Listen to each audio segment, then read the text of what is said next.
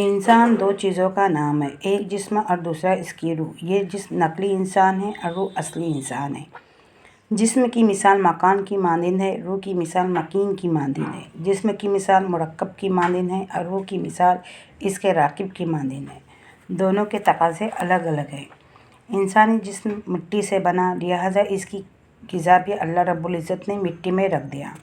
جسم کی جتنی بھی ضرورت ہے وہ مٹی سے پوری ہوتی ہے۔ پانی زمین سے نکلتا ہے، گندم کی فصل زمین سے نکلتی ہے، چاول زمین سے، سبز زمین سے، پھل زمین سے، انسان کے پہننے کے کپڑے کی فصلیت زمین سے، جو مکانات بنتے ہیں ان پر لگنے والے ماربل، اینٹ، لوہا چیزیں زمین سے نکلتی ہے۔ چونکہ بنیاد مٹی تھی، اللہ رب العزت نے جسم کی ضرورت کو مٹی میں رکھ دیا۔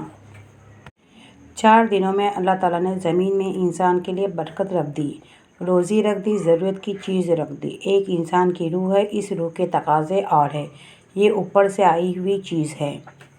جیسے کہ قرآن میں ارشاد ہے: اے میرے پیارے حبیب صلی اللہ علیہ وسلم، یہ آپ صلی اللہ علیہ وسلم سے روح کے بارے میں پوچھتے ہیں، آپ صلی اللہ علیہ وسلم فرما دیجیے کہ روح میرے رب کا امر ہے، اللہ کا امر ہے، یہ عالم الروحوں سے نیچے آئی، لہٰذا اس کی غذا کے لیے آنے والے اوپر سے انوار اور تجلیات ہے اور برکات ہے۔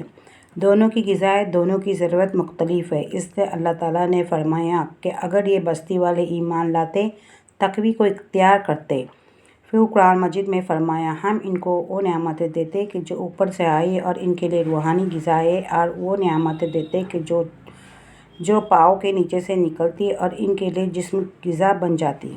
جسم کی غذا گندم، چاول، جو اور دودھ اور اس قسم کی تمام چیزیں ہیں، لیکن روح کی غذا انوار، تجلیات، فیوزات، برکات، سکینہ جو اللہ رب العزت کی طرف سے بندوں پر نازل ہوتی ہے۔